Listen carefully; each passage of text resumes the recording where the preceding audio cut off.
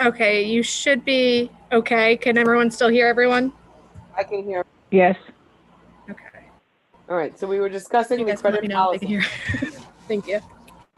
We're discussing the credit policy. Of course, and now we're smart. We're blacked out. We can't hear you. Can everyone hear me? Yes. They should. They'll probably have to go back out into a new video. Okay. So you want me to wait a minute again? We're good. Okay. So we're discussing whether or not to the credit policy 4710 is suspended in its entirety or partially for the rest of the school year.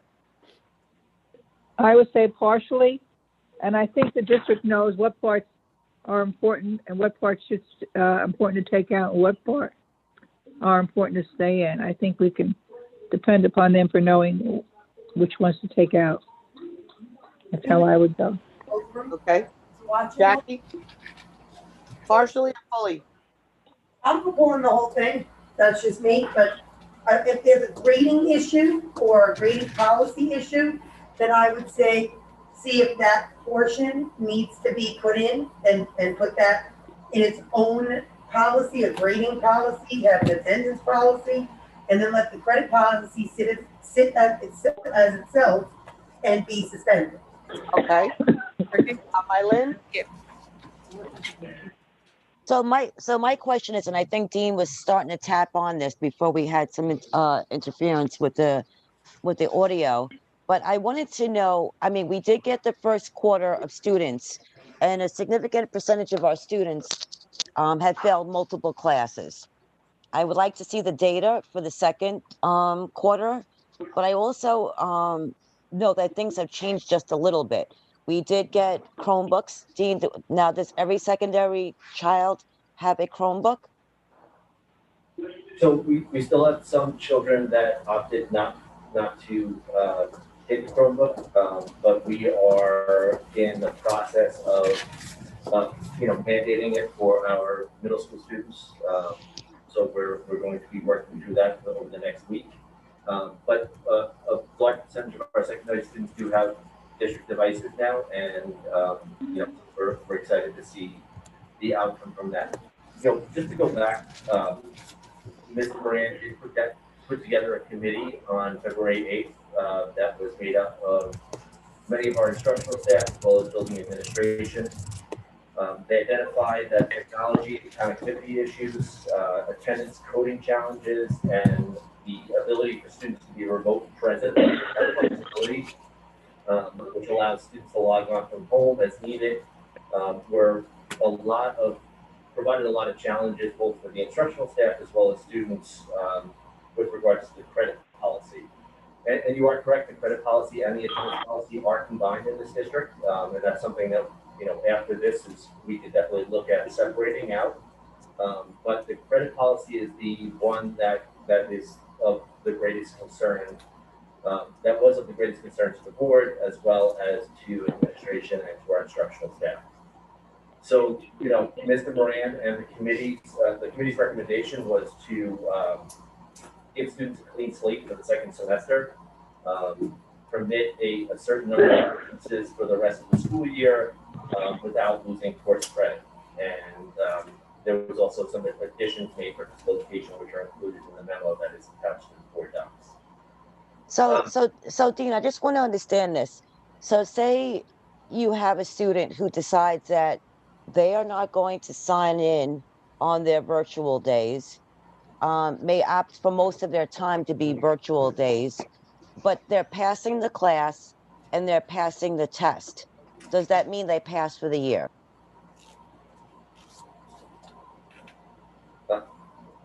That's a very complicated question because student participation is an area that we look to as in grading. Just a final finish of my thought was, we had a committee of secondary educators and administrators who we call it the Student Engagement Committee to look at students' online behavior and online engagement. And they did come up with recommendations that they will be sharing with me that I will also share with the Board of Education as far as some expectations that we have for students while they're at home. And I think that, being clearer with that kind of expectation, both for teachers and for our students, will also help that at-home engagement about what is expected. Is the camera on? Is the camera off? Are you expected to be in front of the camera, behind the camera, and so on. So I think, as we go through this year where it's completely new for everybody, we've been identifying different challenges, and I think when we look at students who are failing, there is a percentage of students who are failing because of performance, but there also is a group of students who are failing due to their level of engagement in the course while they're at home. So we hope that the suspension of the credit policy, as well as some of the recommendations from the committee at the high school, plus the recommendations from the engagement committee, we'll see a significant increase in student performance and academic performance, as well as engagement online, and definitely see a correlation to a reduction in the number of failures. So this committee is not recommending to suspend the whole policy, just pieces of it.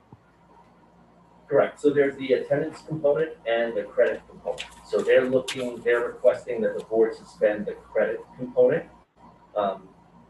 The attendance component, there are legal requirements that we need to have in place, and that's why those portions should not be suspended. We have a separate So, attendance policy, though. The minimum attendance requirements. We have a separate attendance policy. It looks like, yeah, it looks like they're, and I might be wrong here, but after reading it, is there a reason why there's differences in the attendance? It looks like the attendance is even being changed on here. Doesn't look like they're looking to keep it as regular attendance. It looks like there's other requirements and minimum attendance requirements and changes to the attendance requirements. So the portion that is on board docs is the portion they're looking to suspend, and that would be it's complicated because attendance is directly tied to credit, receiving credit or not, and that's the correlation between attendance and the credit.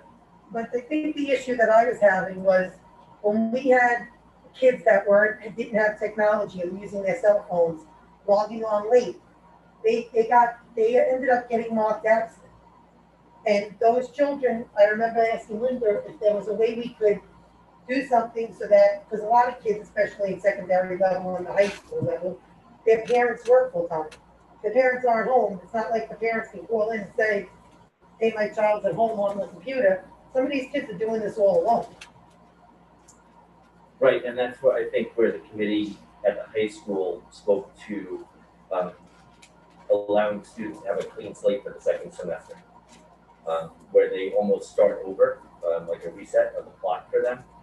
That way, taking into account any of those challenges that, maybe we. But they're still having those challenges, Dean. They're not like those challenges just went away. The kids are still going to have those same challenges through June. So that was the whole point that the board said, that we didn't want these kids, these parents, or even the teachers to have to feel responsible for that. No, I totally understand that. And I think that, it's two things that they're trying to do. They're trying to reset the clock for kids, but they're also trying to suspend the policies, the credit policy, so that the attendance component does not negatively impact students. Again, we have a separate attendance policy. I know, I'm not talking about that policy. I'm talking about the credit. I know that. So those points, though, that's my point, is those points, that anything that has to do with the attendance, that's one of the biggest things that Jackie just brought up. Sometimes the kids are trying to get on and they can't. So that affects their attendance, and it's not really their fault. It's not the teacher's fault. So why should the teacher have to explain to an upset parent that, it's the policy. Kid didn't show up online. That's not fair to the teachers. It's not fair to the parents. It's not fair especially to the kids. So agree, and I think that's the intent of suspending the credit policy. You're saying to leave the piece that we're talking about, and that was not the intent of the Board of Ed. The Board of Ed was asked about that so that we don't hurt anybody, and it looks like we're still going to be doing that, despite our desire not to. If we only do it partially. So, Dean, let me ask you a question, and I don't know if this is a New York City question or a New York State question. Is there a mandatory seat time? That's an attendance thing, though, isn't it? Asking if it's under the state or under the city, if No. there's a mandatory seat time.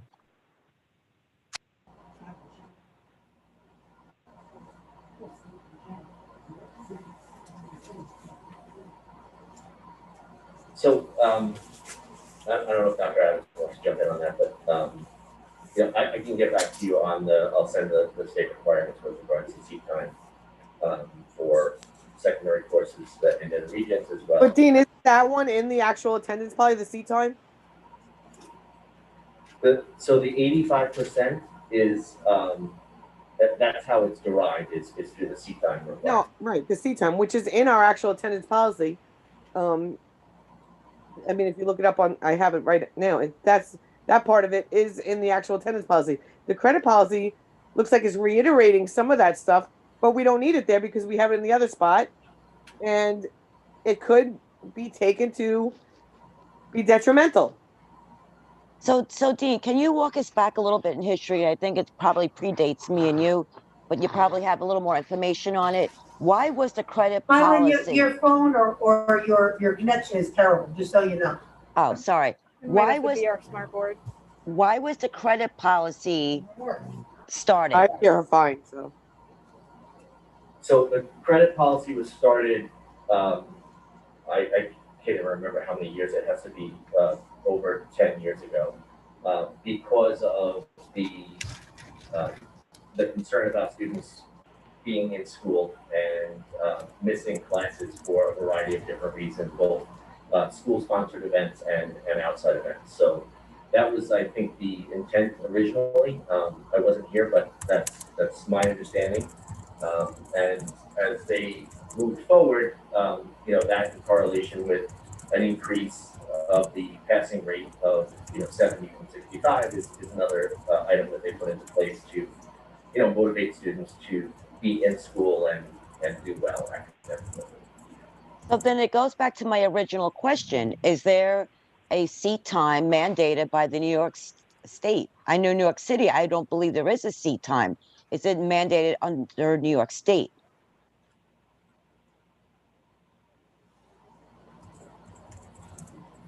Wait, I got a question. If kids turn in work, can that be counted as active participation, whether they're able to attend a meet or not? Do we know, or is that going to be class by class?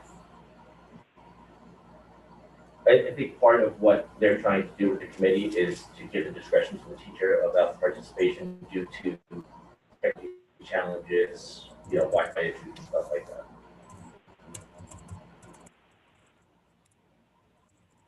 I'm just trying to understand what you're keeping in and what you want to leave. So there is not going to be any required seat time, but the kids have to make sure that they pass their test and do their work. Like I'm trying to understand this, Dean. If you look at Mr. Moran's memo that's attached to board docs, it explains there is still an attendance component that's required. But what they're looking to do is to reset the clock for kids so that any issues that they had in quarter one and quarter two would. No, I understand that piece, but if the child continues to have technology that they can't sign in, or today they had bad Wi-Fi connection, will they be an excused absence? I thought that there is no seat time, no mandatory seat time per state, as per the state.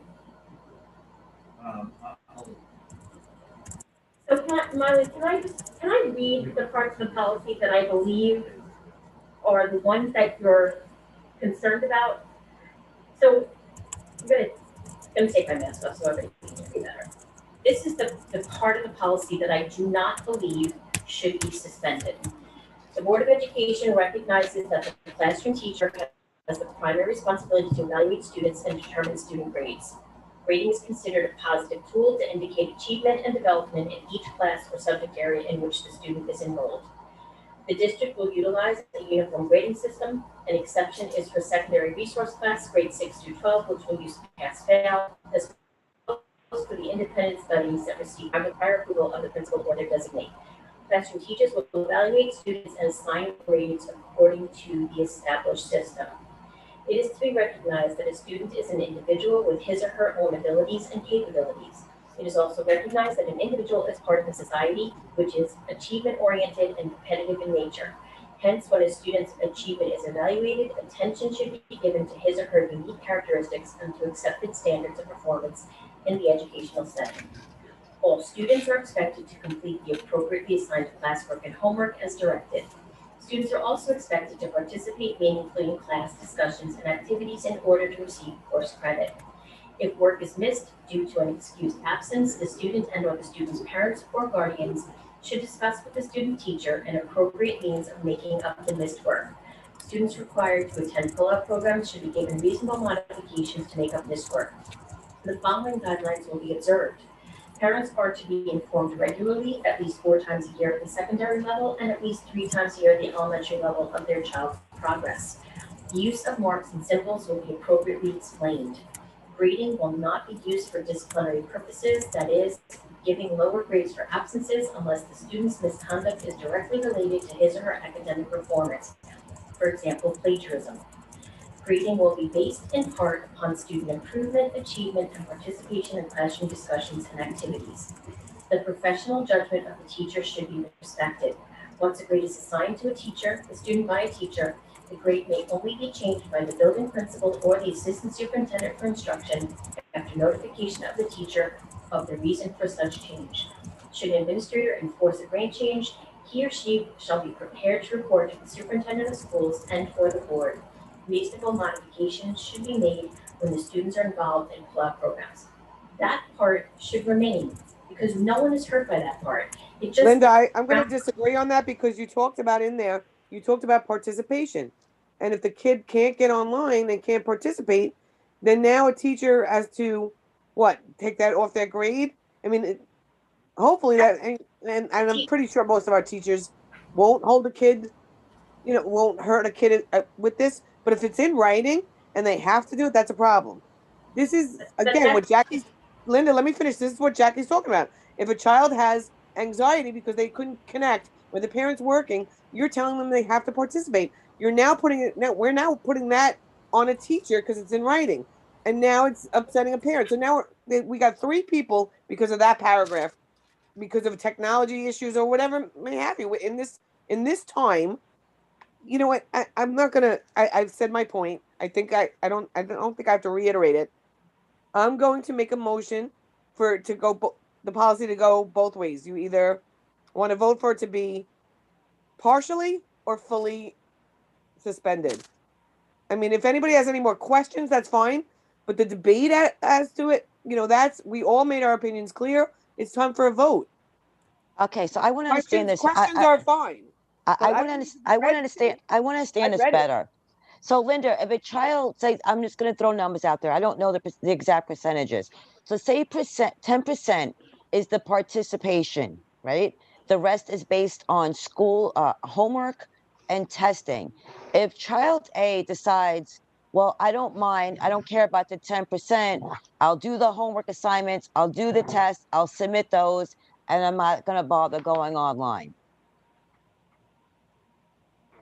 Mylene, I think that's a little unfair too, though, because you're saying what we're talking about is when it's not the child's fault, which you don't know. You don't know if the child's saying that or if it's No. I'm trying to look at it in both ways. Okay, I see what you're saying. I'm trying to look at it both ways because if the kid has technical challenges, or if a child doesn't want to sign in, which I'm kind of focusing on. I'm kind of focusing on the participation part, regardless if the kid had technical issues or the kid just decided I don't want to sign on. But saying, hey, you know what? I'll give up my 10% if its participation is 10%. I don't think. Well, all right. Listen, why don't we just vote on it? Whoever wants to go partial, go partial. Can I just say You want to go one in thing? the way it's written, suspension of policy portion. I personally was against this and wanted to just suspend the whole policy from the start of the year I said that I thought it would be beneficial to the teaching staff, and I thought it would be beneficial to the parents, and I thought it would be beneficial to the students. And in a year like Is this, there a so many mandate? Is issues, there, I cannot even say let's reset the clock, although Dean, I appreciate that. I do, I really do appreciate it too. I'm just saying, at this point, I feel like it's a policy in place. We have the attendance policy that we're not allowed to touch. But the credit policy is not something that every district has. And since we have it, there's no reason this year we can't suspend it with everything going on with COVID. We have so many other issues to focus on. Number one being the mental health issues, isolation, and many other issues that kids are having. And what about all the illnesses? We get numbers every day of how many people have COVID, whether it be staff or children. Why put any more burden on people? I just want to make it through this year as healthy as they can, mentally healthy as they can. And if it means that this year everyone gets a little bump or a little help, it shouldn't be the end of the world. We still should have people reaching out to kids. We still should have people. That shouldn't be something we need to be written in a policy.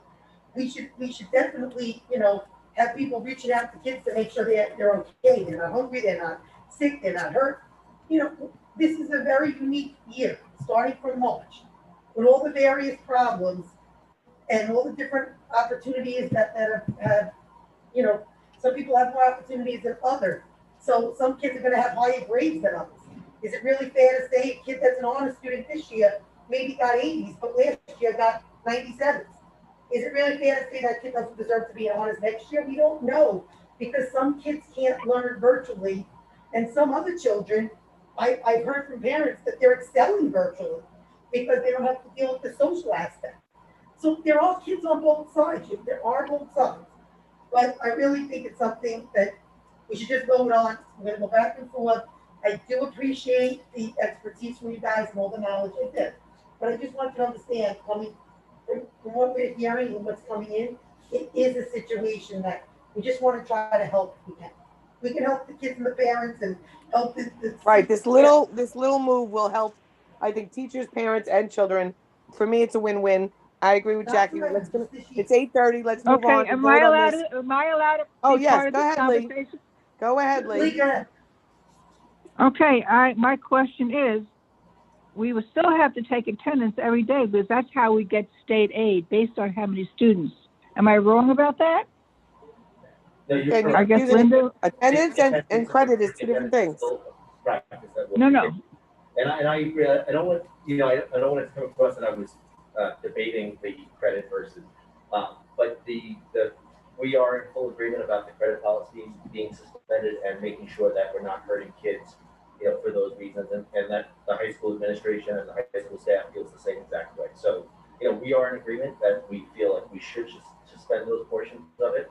I just want to make sure that the legal attendance components are still within some policy. Yeah, that's good. We have a legal If we attendance don't do the policy. We We say, have a legal attendance policy.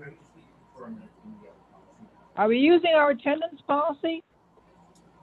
No, Are we're we talking about doing? the Are we credit policy. following? We're not- Are we following the commissioner's attendance policy? Forget Connecticut. The commissioner has rules and regulations based on an attendance policy. Lee, we're not, What? Lee, did you hear Dean? I'm having a hard time hearing I'm anybody. asking, did you hear Dean? I'm in the room with Dean, Bridget, Reza, and Linda. So I understand you guys can't hear because you're all on Zoom, but you gotta listen. Dean was speaking, and he said that everyone was in agreement about the credit policy because they don't want it to hurt children. The staff, the admin, they were all in agreement. So it's just a matter of that you're gonna check and see if the attendance policy has this in it, then it's not an issue. Because we have an attendance policy. We are not allowed to touch the attendance policy. That's the legal one, not the suspension of the credit policy. The credit policy is not something that every district has. I called and reached out to other districts. We are unique in that we have it. Other districts have grading policy separate, attendance policy separate. We have an attendance policy. I think that's what and a we're getting credit policy for confused. No one's saying not to do the attendance. You have to do that by law. The attorney told us that the last time. This is a credit policy. If there's attendance components, Wait a second. The recommendation, Wait a please. second. If Eileen, there's a, I understand you guys are on Zoom and you can't see us, but listen. Dean wants to make that a doesn't mean that the meeting's recommendation. go Can we give willy-nilly. him the floor, please? So the recommendation would be that we take action tonight to suspend the credit policy and give us until the next board meeting to review the attendance policy to make sure that the legal requirements are in the other policy, and then we can revisit the attendance piece at that next meeting. Perfect. That makes sense, because I think we should follow the commissioner's rules and regulations. Well, we do. We have that Ah. attendance policy, and it is lawful because Gersie, I've been on the attendance committee. Wait, I wonder what the rules and No, Jackie, regulations just one are second. for all board Jackie, members and not Jackie, show one up at a second. meeting, but Jackie, I'm just curious. What Jackie, is that? I've been on the policy committee now for quite some time. We reviewed the attendance policy, which is I'm just curious. attendance policy has the law that's in it, Lee, like you're saying, from the New York State Commissioner Department of Education. They are two separate policies, and if you look at NISBA and the policies that they recommend versus what Jackie's saying is correct. Not everybody has this credit policy that we have. Okay, So can we just the vote, because we understand you guys That's are all not- having I don't agree. a Let's get rid conversation. I'm Again, not You guys are all having Get rid a of the again, credit that's policy what and I've move been on. asking for the last 40 minutes. The rest of us all worked a very long day. Okay, Okay, so let's vote. An hour early. Okay, we're gonna move on now. I wish I had my gavel. I got 4 administrators banging the here gavel that now. have worked long hours all day. I have a So motion why on don't the you let floor. us Here vote, we go. and then you guys can, Jackie, all I have a you amongst motion on the yourselves, please. floor. Jackie, I have a motion on the floor that's to suspend the grading systems policy number 4710 in its entirety, or as presented. Which one would you like to vote on? I'm voting yes to suspending the credit policy. In its entirety, or in No, its as entirety? amended, not from F2, as Okay. amended. So you want the full one? No, say it again. You want it, I want the credit policy to be suspended in its entirety with giving Dean permission to find out what's in the attendance policy, and if need be, we'll add something that's we can do that next meeting. to make Okay, sure that the so in its attendance entirety piece is your still vote. in if there's any Okay, other. Jackie, you're going way on. No. Jackie, so then in its entirety, and then we will revisit any attendance portions at a future date in the next meeting. So in its entirety, that's your vote. Mylin, I am voting in favor of whatever the committee will put forward. I am not an. So I'm you are not voting as presented. Fine. Right, I'm not an Good. educator. Next, Mark, are you voting for it as presented or in its entirety with the attendance to be revisited next meeting? Actually, just what Jackie said. If Dean goes along, just what she said. Okay, Lee. I'm going with what Mylan said. Okay, I'm going to third Mark and Jackie. The attendance policy is suspended in its entirety. If there is any, not attendance, I'm sorry, policy number 4710 in its entirety. If there are any attendance issues, those will be added to the attendance policy at the next meeting. The next one is recommended action personnel matters. Schedule 1. I need a motion and a second to approve personnel matters, Schedule 1, resignations, terminations, leaves of absences. Wait, I just want to Motion. make sure that 5A was amended before we do. We're not on that one yet, Jack. Okay, Schedule 2, okay. I got it. I got the paper. I need a motion and a second for resignations, terminations, and leaves of absences. Motion. Second? Second, Lee seconds. All in favor? Aye. Aye. Aye. Schedule 2.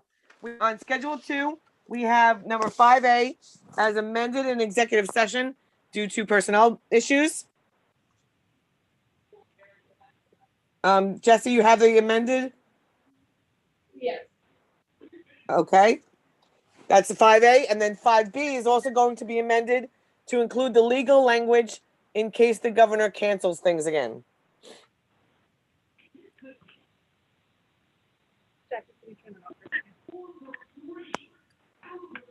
Jesse, you have those two amendments? Yes, I do. I was just waiting for the mic. Okay. Yes, both of them. So then I need a motion and a second to approve personnel matters, Schedule 2, as amended for appointments, tenure, salary changes, and salary changes. Motion. Second. All in favor? Aye. Aye. Aye. Okay. Next, consent agenda. I need a motion and a second to approve items 2 through 13 for discussion first, actually. Motion. Second, and now we'll do some discussion. I do have a few questions on the consent agenda.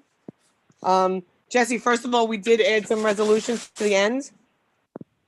Correct, there were 3 additional that would be consent agenda items. Can you quickly email those to me so I can see them again? Yeah.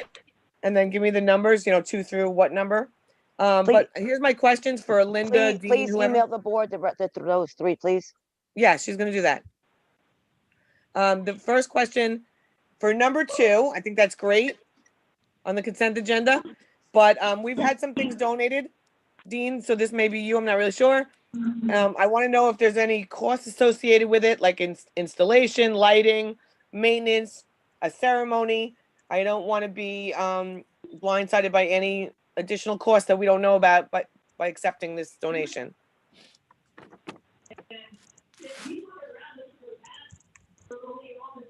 Does a memorial bench need to be installed?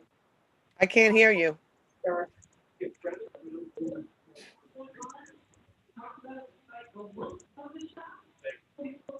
okay, so there would be very minimal cost for a concrete pad that our ground folks will install themselves with a couple of pins, bolts that go up to the bench. What is the minimal cost? What is the concrete cost? I'm sorry? $50 or stuff? Okay, so if it's more than $50, then could you please come back to the board before we do this? So we can also ask them to donate that.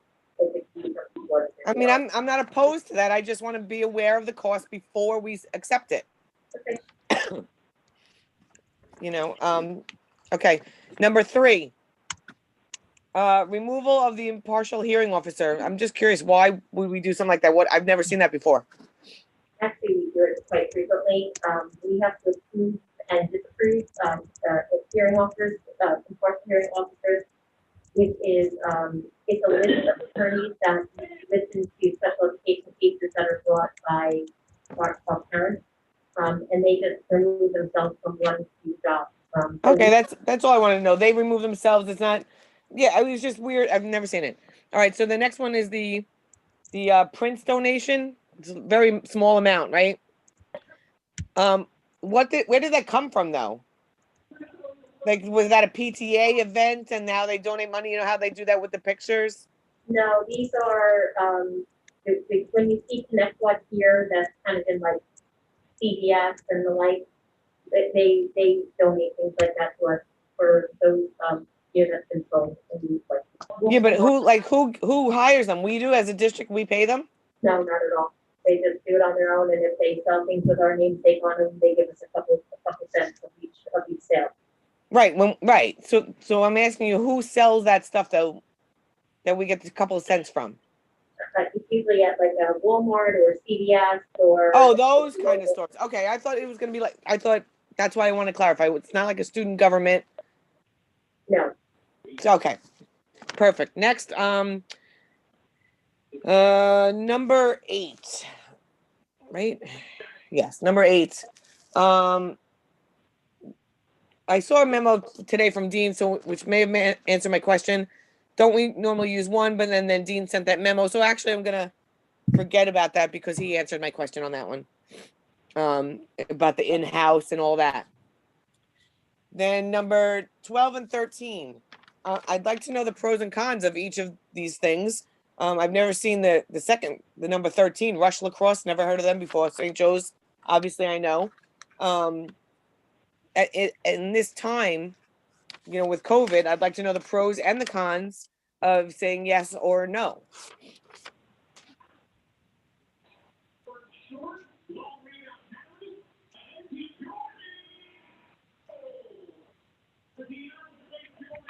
Did everybody hear that question? Hello? Can you hear me? These are two for-profit, not-for-profit organizations who are trying to use our fields to help our kids increase their skills in soccer, basketball, and lacrosse. Right. So what is that's a pro that they're helping the kids. What is the con? What is there any Here is some kids for Eileen? holiday breaks and yes. policy. It asks for, that you're not allowed to use the facilities during holiday breaks, and that's why these exceptions are being brought in front of the board. Linda, I'm sorry, I didn't hear all of that. I mean, is this something that we normally do without COVID? Yes, both organizations. Because our policy have says for not during their times that we're not there. Organizations that work with our students. Right, but doesn't our policy say not during times of school They closure? would even be on the board agenda if they weren't not for profit that work, with their, they follow, everything else follows our policy. The reason that it's here is the exception that they want to use the field during, school closure, holiday break. Right, so is that gonna cost the school district anything? Soccer, basketball, I think we approved. Did you hear me? Is that gonna cost us anything? We already approved this when it was a different sport, not 2 months ago. So it's the same thing. Okay. It's just, now it's new, Who do we approve that for, So just Jesse? a heads up. I don't remember. same team, same CYO. Okay, all right, that's all I wanted to know, and we had no problems, no issues, correct? Nope, they sent in their COVID guidelines and everything was good. Great, okay, so I have no polls on that. I just want to make sure that we all have the extra 3 that we're gonna vote on probably separately, I believe, correct? The consent agenda, and does anybody have any more questions for the original consent agenda items? No, Okay, so did everybody get the email for 14, 15, and 16? yes, Okay, are we voting on those separately?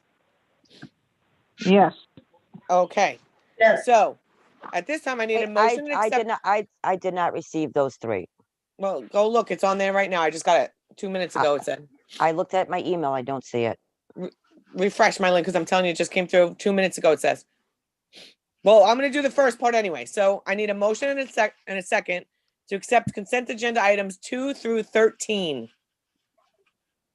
Motion, second, All in favor? aye. aye. Aye. Mark? Aye. Mylin? Mylin? Wait, so all these eyes are approving? 2 through 13 only, Mylin, 2 through 13.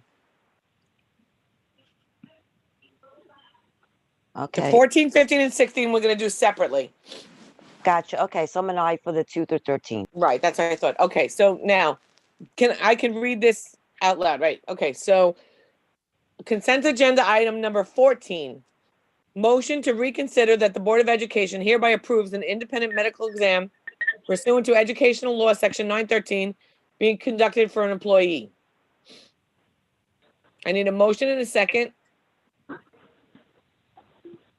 I'll motion.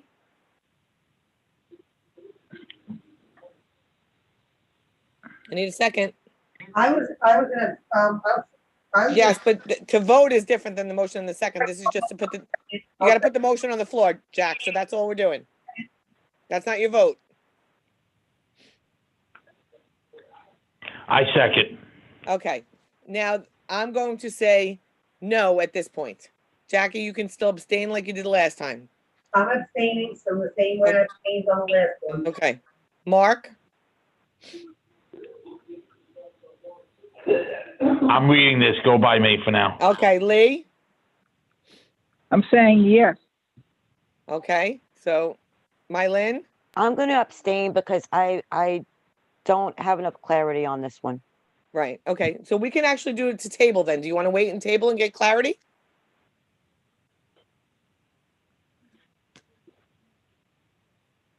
Mylin? I'm going to reread. All right, you want to reread it for a second, then we'll hold on a second for the board to reread it.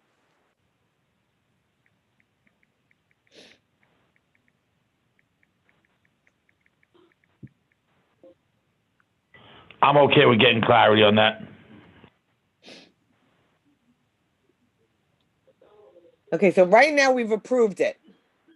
So we Uh, can pull back the approval and table it until we get clarity. That's what I'm asking. That's what Mylin said. I'm actually okay with that as well. yeah, I'd like to table this. I'm not very clear on it. All right. I have a lot of questions. So that's me, you, and Mark saying that. So just to be Actually, clear, yes. Jesse. I'm going along with everybody, so that's fine. Okay, so just to be clear, then that the 913 is now rescinded until we get more clarity, and then we will vote on whether or not we're going to do the 913. That's what I just got from Mylin, Mark, and myself, correct? Correct. Lee said to leave it alone, I'm and not- Jackie's still abstaining. Okay? So now we're going to, Hold, your motion was to rescind. the 913 until we get clarity, that we're tabling that the motion that we made You last time, gotta we're vote, rescinding you it. have to vote on the rescind. You gotta vote on the rescind. Well, that's what we just did. We voted to rescind it, Jack. And they You can bring it up tabled again after, it was a yes. they can ask for 913 at a future date. We rescinded the 913.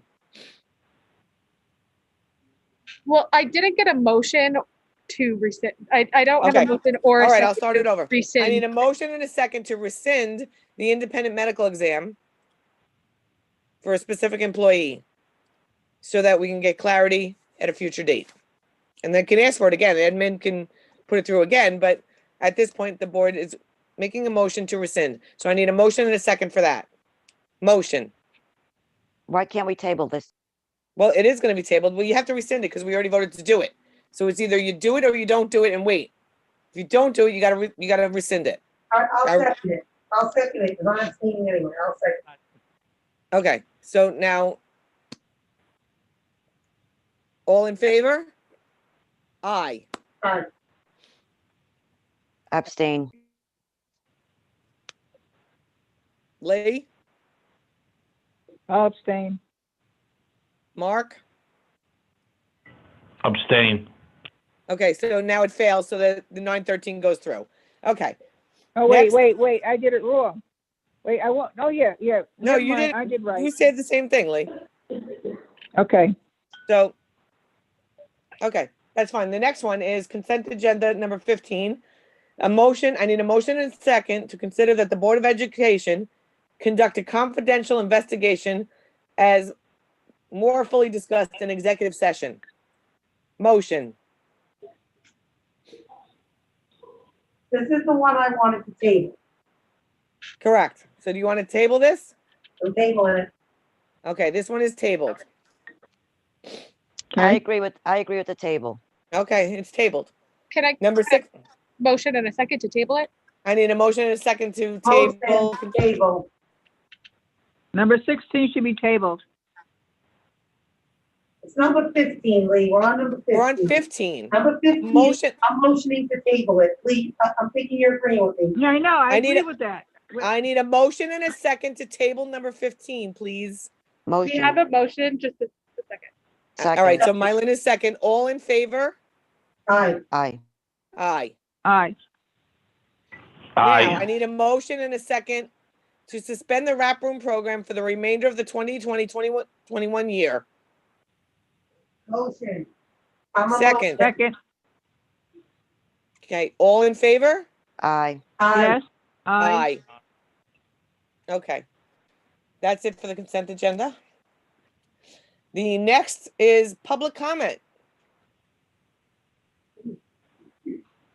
Jackie, before I read the public comment, I'm gonna ask you to keep the people there to their 3-minute limit because I'm not there and I can't see. So, Okay, I'll tell them, they're here, I'll let them speak one at a time.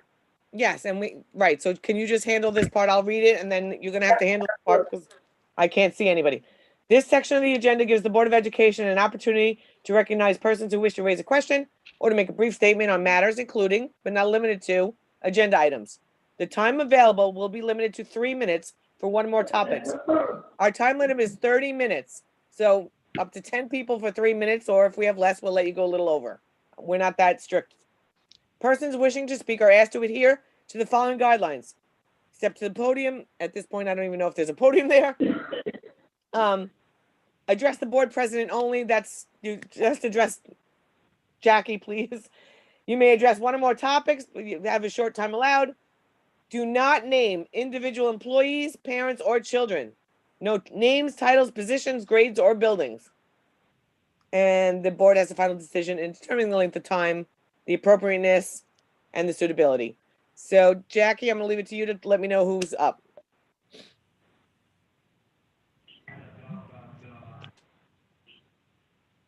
Okay, who wants to speak first? The children want to speak? Whoever wants to speak. Okay, step up to the podium on the floor. Okay, we have some children that want to speak, we're gonna let them speak first. Go ahead, you can go up to the podium, okay? Just don't say what school, okay? But you can speak about whatever you want to say to us, okay?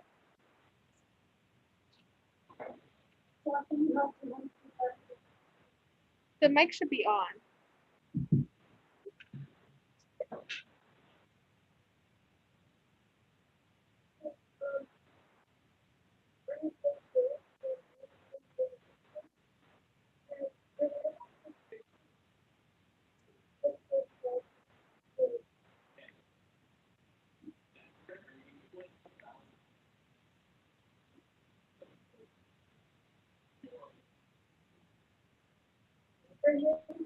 I read about the you the podium that down the mic, okay? I read about this place, Finland, is the country in Europe, and it's perhaps the weirdest place in the world. When thinking of changing our face like this, our family started with school. Finland students are number one for education, so I think that this will be good for students here too. They believe in free play, so they give little homework. Students go to school at least 20 hours a week instead of 30. They also have instead for 1 hour instead of 30. So what I'm asking to is to think about is helping us to be better like in school. Thank you so much for coming here and for speaking tonight. I will absolutely look into this. Hello, I'm here. I'm here to support my brother with this. I'm a student in this district. As you know, our American world has been sucked into a new world, which is technology. However, this does not occur as badly in Finland. They have fewer hours in the school day, and the homework has to do with creative things like getting outside to find certain plants or making your own science experiments. You remember more and your brain isn't exhausted by school. This Finland lifestyle can cause less stress, less anxiety, and less being on screens, which are problems that we are dealing with now. So we are asking you to help our school community with less homework and more creative off the phone homework with a little bit of shorter hours of school, and we will see our community improve like Finland schools. Thank you. For coming and speaking. I appreciate it. We all appreciate it. Is there any other students who want to speak? Is there any other parents want to speak? Or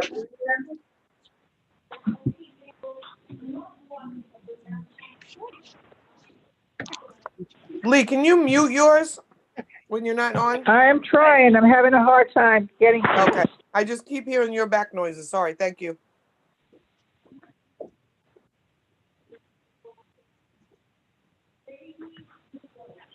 Can you hear me? Yes, go ahead.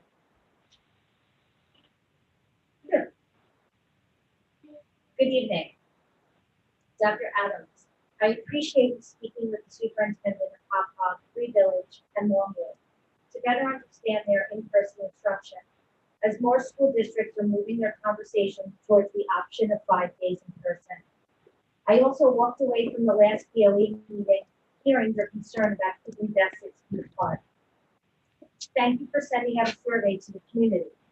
240 surveys were submitted from 12th grade families, and more than half of those senior surveys were in favor of going back full time. My ask of the board is to please consider allowing a third option of full-time in-person for all current high school students to finish the year with a double layer of protection of masks and physical barriers on the desk without the distance of 6 feet. Let's look at 2 reasons why: the science and the data. In addition to wearing a face mask, the American Academy of Pediatrics stated there's no clear science on what a safe distance really means. Their recommendation is 3 to 6 feet between desks or use plexiglass barrier on the desk. The CDC issued new guidelines last week for safely reopening schools. The document includes a color-coded guide to help schools determine when and how to return to an in-person learning based on levels of community transmission. In communities with low levels of transmission designated as blue or yellow zones, schools can open fully in person with use of masks and physical distance to the greatest extent possible, although a 6-foot distance isn't strictly required between students. CDC defines low transmission as 9 or fewer cases of COVID per 100,000 people in the population, or a testing positivity rate of less than 5% in the past 7 days. If I can turn your attention to the first handout, dated February 21st, Governor Cuomo announces for the first time since November 23rd, a statewide positivity rate of 2.99, dropped below 3% for the first time. And furthermore, Long Island rates are below 5%, which speaks to the new guidance of the CDC about schools being able to reopen fully in person with a local rate of under 5%. The New York local state official guidance, if I can turn your attention to the second handout, which speaks to reopening New York. If you take a look on the mandatory first paragraph, and I quote, ensure that social distancing of at least 6 feet or a physical barrier is maintained between individuals while in school facilities and on school grounds. In the second column, under recommended best practices, first paragraph talks about the need for masks. The sixth paragraph, starting with modified, and further states so that individuals are at least 6 feet apart in all directions or separated by physical barriers. On page 2 of this handout, based on the New York State COVID-19 report for Connecticut High School at newyork.gov, there are a reported 2,063 total individuals on and off site, including students, teachers, and staff. Again, to be clear, this is just the high school. Someone asked last meeting about the reported cases from September. It was reported from Connecticut to this site from September 8th to February 10th of 2021. In a 20-week period, 163 students, teachers, and staff tested positive, averaging 8 cases a week. Fast forward to January 28th to February 10th, we averaged 6.5 cases a week. And from February 4th to February 10th, it was reported we averaged 6 cases a week. We are trending in a positive direction. I applaud our Connecticut administration and school officials for reopening schools during an unprecedented time. It's a balance between the physical health and the overall mental health of our children, isn't it? We all mitigate the risks for ourselves and our families every day to stay safe. We don't live in a bubble. Currently, upwards of 375,000 Long Islanders have been fully vaccinated. Governor Cuomo is loosening local restrictions, and we are seeing more examples of locations opening up as time goes on without 6-foot distancing in place based on the science and the data. We are in a much different place now versus 1 year ago, as well as now versus September. I close tonight by asking you, Dr. Adams, and to the board, on behalf of my 2021 seniors, please consider and put to a vote allowing 3 options, if not just for seniors, then for all high school students. With 3 options, families will have a choice. You choose to stay virtual. You choose to stay hybrid, or you choose to go full-time while still having a double layer of safety protection, wearing a mask and accepting the New York State guidance to allow a physical barrier on the desk without the distance of 6 feet. Thank you for your time and further consideration. Thank you.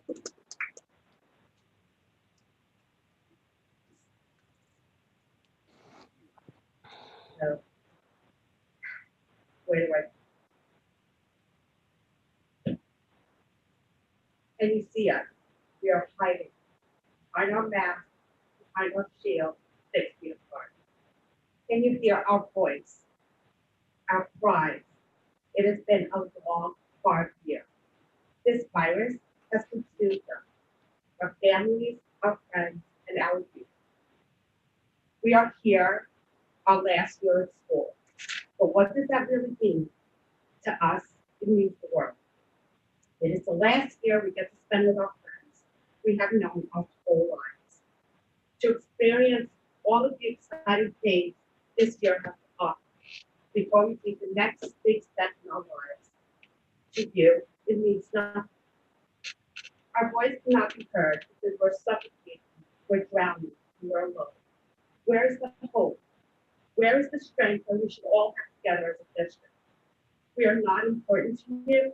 What more can we do to be heard? The world has been in turmoil over a year now, but through all of this uncertainty, there was still strength in the hope of hospitals, nursing homes, and other outpatient care. The doctors, the nurses, the EMTs, and various other healthcare workers didn't have a choice. They were scared, but that was their job, to save lives. We did not get a chance to cruise around Manhattan for our junior year. Going to Europe is a distant dream. Rocking Horse Ranch even less. What is an ACT or an SAT? Sadly canceled so many times. We will be going into college with the unknown knowledge of what we're walking into. A virtual reality will determine the school, the dorms, and everything we didn't get to see. There's so many ways to go through school day safely and effectively. For some students, it is the only place to get to leave their house, go to, the only meal they get to eat every day, the only time they get to see their friends, and continue to do so despite the circumstances. Although things are not normal now, we must adjust now how they are and adjust to our challenges, make the most of each and every day for living and breathing. So now it leads us to this question. Are we not important enough for you to make us as a class feel special? Is a group 1 or group 2 going to define our senior year? No. No senior sunrise, no prom, no graduation, no trip. Nothing to make us feel like a whole class instead of a partial class. While we continue to fight for our education and for our class, we hope you are listening. We hope you can understand why we are fighting and finally hear us. And I'm not just talking about the high school level. I'm talking about elementary. When you look into these kids' eyes, wearing a mask, and you see the hurt from kindergarten to 6th grade or 5th grade, they get to go every day. And they don't understand why they have to wear a mask. They make the most of it. Middle school kids, 6th grade went into the unknown, not knowing what middle school is about. 8th grade is coming to the unknown what high school is going to be next year. Our freshmen, a big, huge school. Half of them didn't come, half of them are coming. They came to what they're accepting every single day. 10th and 11th are trying to survive because they don't know what else to do. Our kids need something. We have a few months left, and that's we need something. And that's going from K to senior year. But we're asking you to please do something for it. Thank you.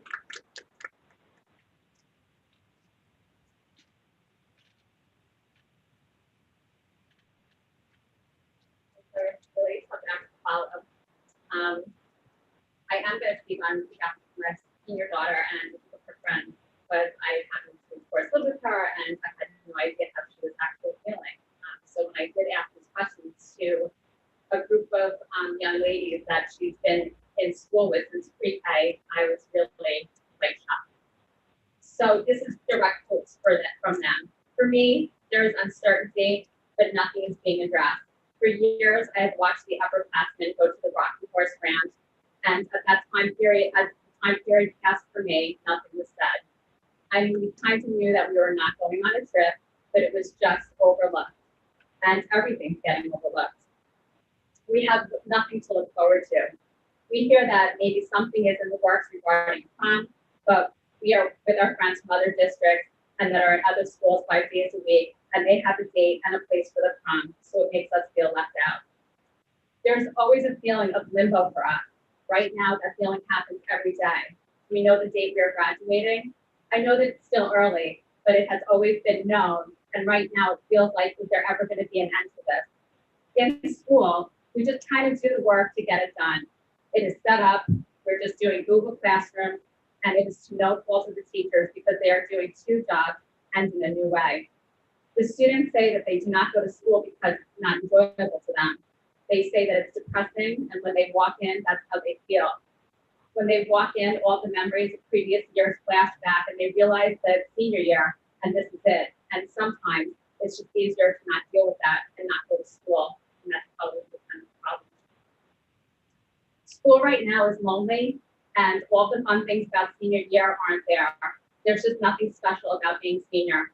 School is depressing and sad. The class sizes are small, and it's awkward to have a conversation with a classmate, and it's awkward to have a conversation with the teachers. You feel disconnected from everyone, and you have no choice but to sit on your phone because no one speaks to each other. When I have a good day, I still end up being sad because I know I'm only with half of my friends in the class. There is no motivation at all, nothing to look forward to. I wake up every day and say to myself, should I go in today? And there have been times that I've just taken a week to do virtual. Let me talk about the virtual days. I can't learn from home and sit on my phone every period. I end up watching Netflix or taking naps on my off period. The only time I ever actually learn is when I'm in school with a teacher. It's very hard for me to do school this way. I sit in the same spot from 7 a.m. to 12 noon, and other days I'm not motivated at all. I sleep all day when I'm on virtual. I don't learn anything. Again, this is to no fault of my teachers. They are trying hard to teach virtually, and this is new to them. Doing all the work online is so difficult. Things get deleted, lost. My eyes start to hurt so easily, and well, I just stopped paying attention. And then I think, did I hand that in? When was it due? It was much different than past year. When I'm virtual, instead of paying attention, our minds wander, and we just start texting each other about seeing each other during class because we don't see each other in school. And even if we can be disciplined, it's class after class that start staring at a computer screen. When I go to school, I look forward to seeing one or two friends every day. You can tell when someone is smiling, even when they're wearing masks. The seniors want you to know that they're not clinically depressed, but it is very lonely being in the house by themselves. Our parents are at work, our siblings are in college or doing work on their own online classes. It's hard being in the house from 7 a.m. to 6 or 7 at night all alone. Some days going outside to get the mail is the only fresh air I get for the whole day because I have no motivation to get up or do anything. I miss waking up and going and getting dressed to go to school each day, getting ready, getting my things ready, getting all of my steps in. I know this is not a big deal, but I miss getting out and having a purpose to go somewhere. When I have some teachers and I know I'll have great connection with them and be one of those go-to teachers with me, I can't because the classes are so small and awkward and no one speaks to each other. Am I missing out on those teachers' connections as well? Yes, I am. I'd love to see all my old teachers, but I don't really talk to them. I used to be a social butterfly, but I can't because I get called out for spreading germs around during the pandemic. So just as an educator myself, I agree. And we have really we have great teachers, but we have to take this information as well. And how can we make this better for the kids? Are we making our young adults afraid to speak? It's concerning. Another quote from these young ladies is, I know that there's been a lot of talk about letting the seniors go to back to class 5 days a week. I'm not sure exactly what is happening with this because no one communicates with us whatsoever. It's like we are in limbo every day. But if there's the slightest possibility for that, I would like to push for that 100% because if we get that, it would make my whole entire year. We only have 3.5 months together, and I'll never get to see my best friend in school. Of course, I believe in safety and the reason, but I would go to school every day. This pandemic will make me appreciate things even more. However, we are losing our senior year. We are never going to have these opportunities again. I've been with my friends since preschool, and I did not think it was going to end this way. By not being able to get to school with more than half of my friends, I have a lot of friendships that are fading. We're excited to see each other every day at school and classes, but not seeing the people, you wonder, what happened to them? You don't see them. You know that they're on a different part of the alphabet, but you miss them and wonder about them. In the future, these girls were saying when they walk around Disney with their families with no masks on, or when they're at work, they don't have to wear a mask, and they send their kids off to school with big smiles on their faces, they will remind their kids to be grateful and themselves. So I asked the girls, what did they say is a priority for this year? And they did say to have a prom or some sort of senior banquet. I feel as though I was robbed from the opportunity of having any of these things, being that our junior cruise was canceled. That is literally something that every little girl dreams about. Going to the prom, buying a prom dress. They never have the opportunity to wear their junior prom dresses, and that's a rite of passage that breaks a lot of their hearts. We closed schools down for a day for the students to take the SATs. We did not even stay, talking about themselves, we did not even get to take our SATs at ConnectBot. They were canceled, and we had to locate other testing sites. Can we have one day, a senior day, and meet together?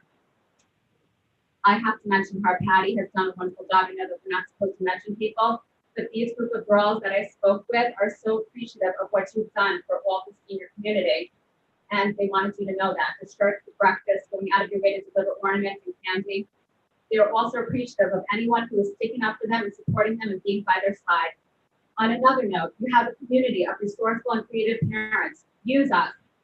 We know that this is a unique year. We're not blaming anyone for a situation that's not going to occur appropriately. Believe us when we say we want to help you. I'll spend a week cleaning up after a prom or setting it up. I don't care. Listen, these kids are resourceful too. They know that other districts are having seniors coming back every day. They are involved with prom planning, and dates for graduation and proms have been set. Let's get them excited about something. Just now, someone from my own district texted me that our district is considering bringing the seniors back every day. It's hurting me, just as a district employee that works there, because my daughter can't go to school every day. Just a final note, let's be known for doing something good for our community. There has been so much negative press, and we are better than that. We need to change it and rise above it, and we can do this together with your help. Thank you. Thank you all for speaking.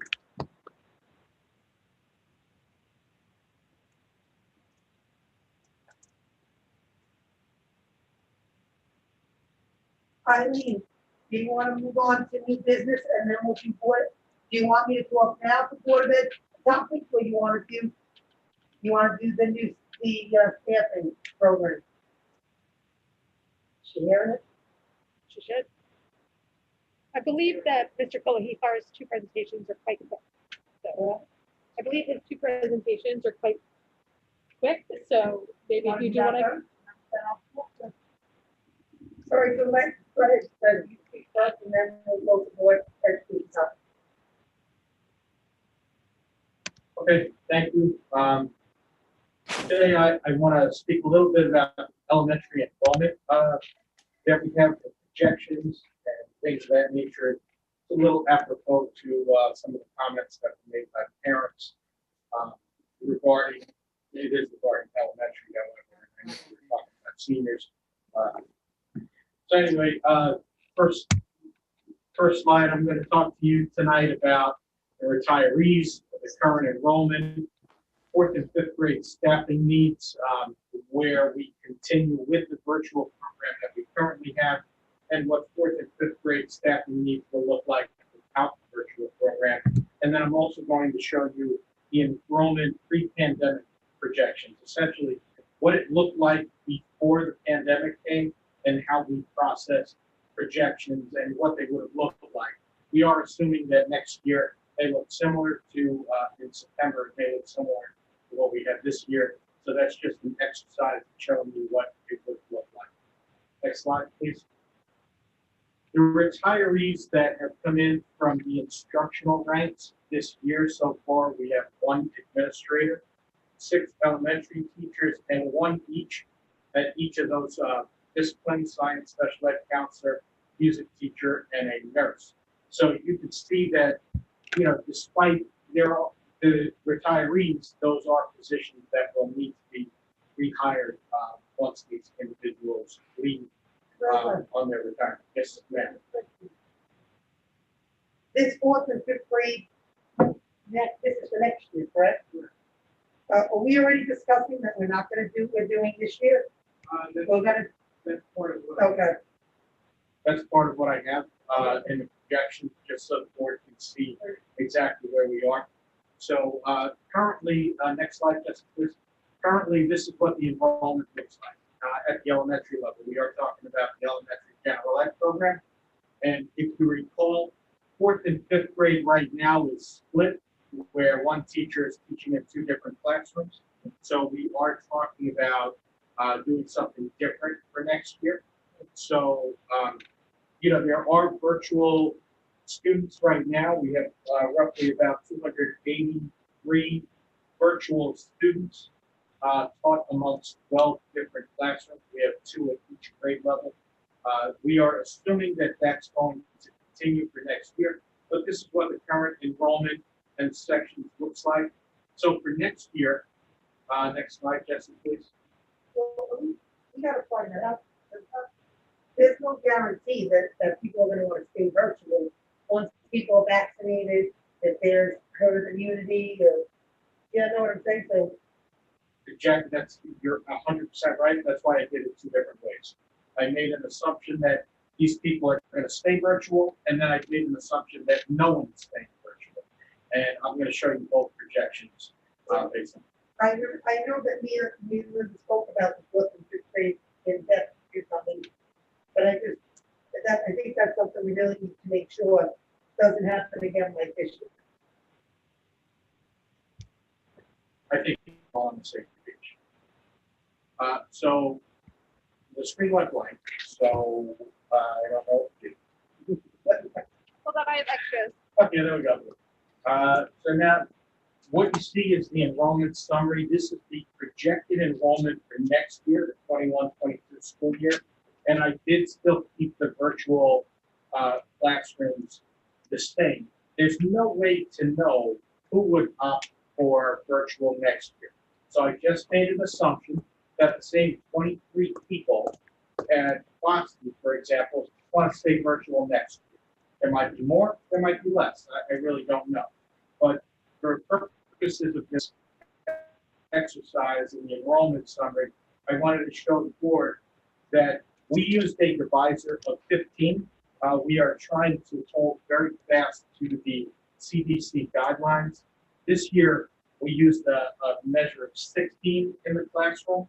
We were able to socially distance people in the classroom if there were 16. So we used 15.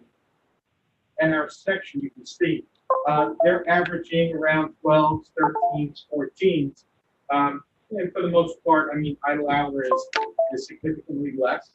There are 2 sections there at 9 for kindergarten and 2 sections first grade for 9. Based on the enrollment that we currently have. But again, as I said, most of the classes there are in the 12, 13, 14 range.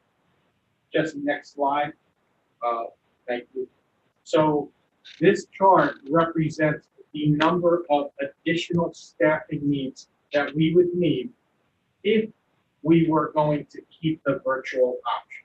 So just to highlight this, every at the different schools, it's different section numbers, plus or minus here, but the overall total would be an additional 5 teachers and teaching staff to go to the model that you're talking about, Jackie, which is now every class in 4th grade and every class in 5th grade has hit their own teacher in that class. Where would these? Can I ask a question? Where would these classes be held? Where would they be held? They would be held at their elementary schools. I understand that. Are there enough extra classrooms to house that many more?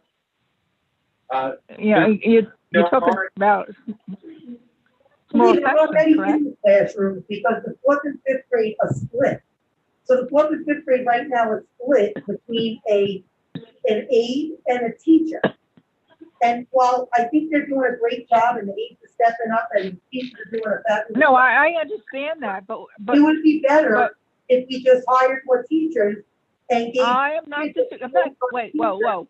Jackie, I'm not disagreeing with that. I asked a different kind of question. All I wanted to know is there enough classroom space in each school to house half a class of fourth, 2 half classes of fourth, full-time? I mean, is that what we're doing now? Yes, No, what we're doing, no, is it what we're doing now, or do we have an aide in the class in the afternoon? I'm sorry, we have an aide in the classroom, but the classroom itself is populated with students. So this is not, I don't believe this is additional classes. If there is space to allow for the teachers to have this class of 12, 13 kids. Right. Lee, I was 100% against this from the start. You might not remember, but this was one of the things I was totally against because in reality, your child is half the day with an aide and half the day with their instructor. So they're not really getting the full fourth grade or fifth grade experience that they should. And really, these are really important years considering fifth grade is going to be stepping up and transitioning to the middle school. And they're not going to be as prepared as I personally, my own opinion, like our children in prior years. And that's no fault of the teachers, and it's impossible to teach everything that you would teach in a full day, half the day. It's impossible. And as a parent of a fifth grader, I gave my opinion to Resident Dean and Linda many times. I was not for it, so I would be for looking into what we could do to make sure that fourth and fifth grade next year have full-time teachers.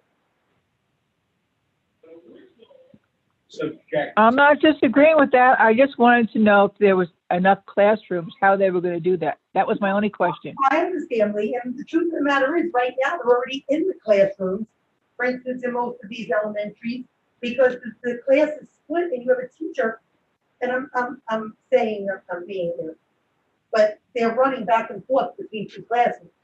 So you have to give those teachers a lot of credit. I don't know if I would want to be a fourth or fifth grade teacher this year, personally. I mean, you're really being cut in half and running from class to class. God bless. Thank you for what they're doing, really. So Reza, I have a question. So if we consider the model that Jackie wants to do versus what you have right now. So like right now, what is it going to cost the district? So this year cost $7 million. That included the 4.5 million in salaries, and then the balance of it was for state aid. I also want to clarify, I believe someone thought that the $7 million also included the laptops and technology. I just wanted from you, Dean, clarification that came out of the Smart Fund money. But aside from that, how do you do the version that Jackie wants to do versus the version that we have now, and what are the cost factors? Well, the cost factor is the number of teachers that you have in that particular slide.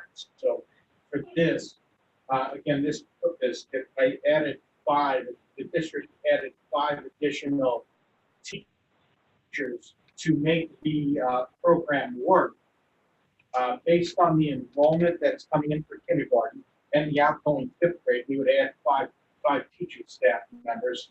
Each teacher is roughly about, the way we estimate it, is about $93,000. For ease of numbers, I'd just call it $100,000. That includes the teacher's salary at Master Step 1. It includes all of the FICA and TRS costs that the district has. And then it also includes the cost the district incurs for a family medical plan. So one teacher costs roughly $93,000. So 93 times 5 is whatever. I can't do that quick math right now, but it's about $450, almost $500,000. to go to the program that we're talking about, the Jack. So the 5 teachers, that would be enough to cover all elementary buildings. So we're talking 7.5 million.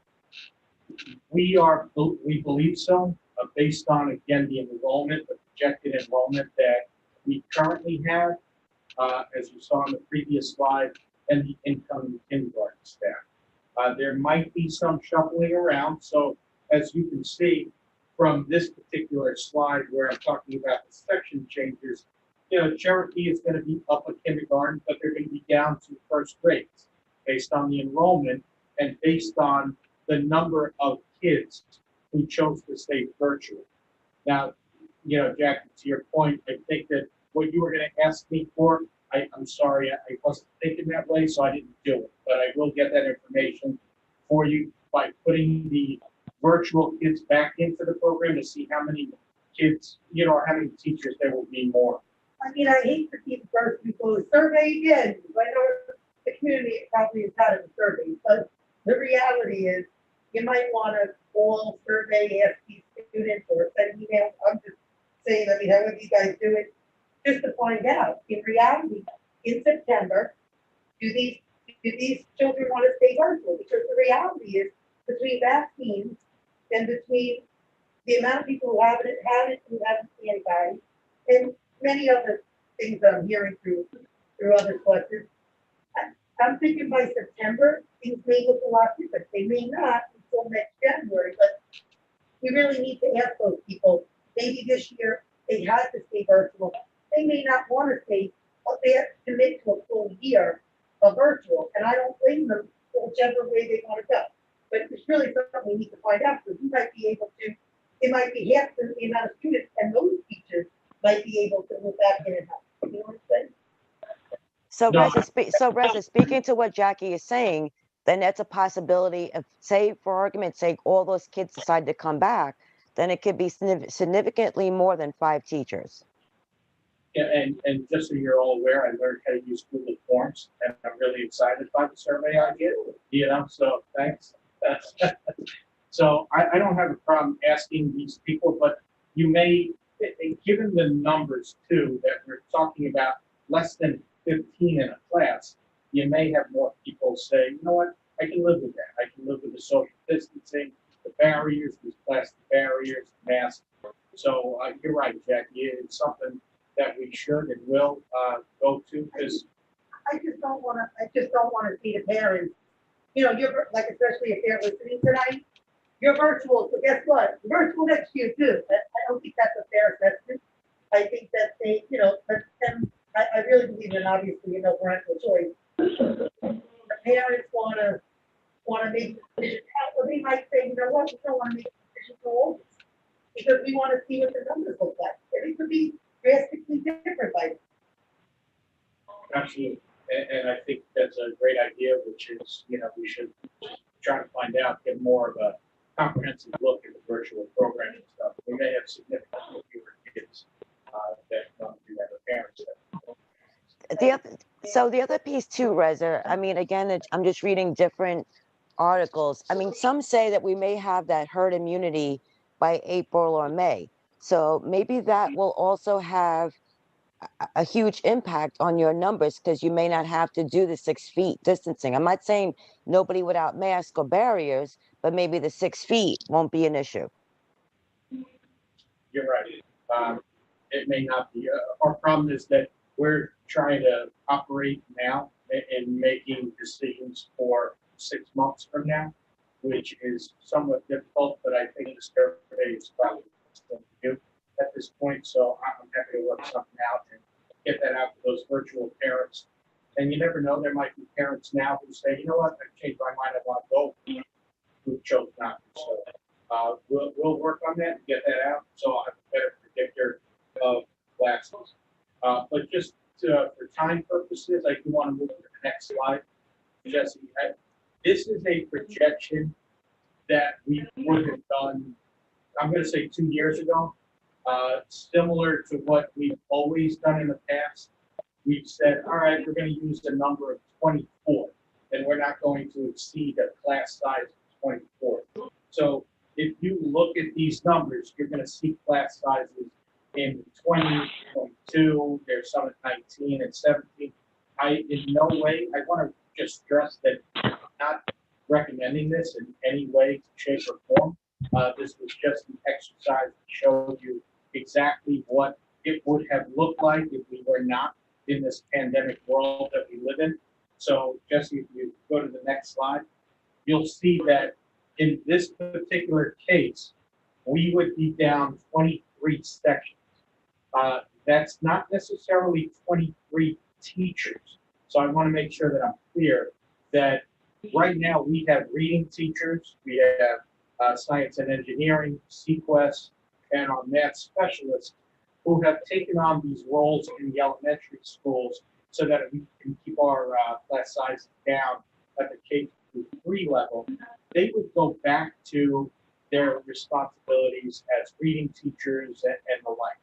So it's not that we would lose 23 positions, it's just 23 less sections if we were not in a pandemic world.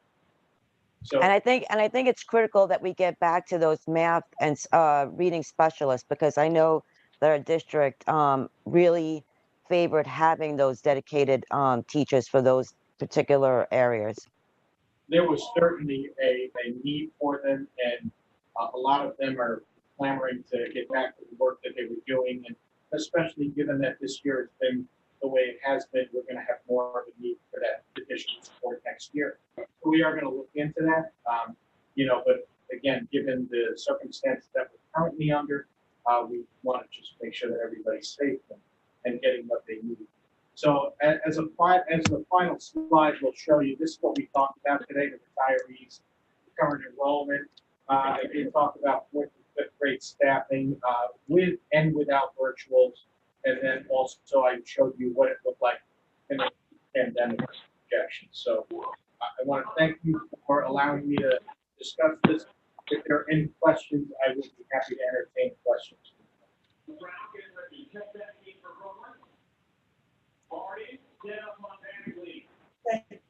Thank you, Reverend. Thank you, Reverend. You're up again with the district-wide emergency plan. And Don.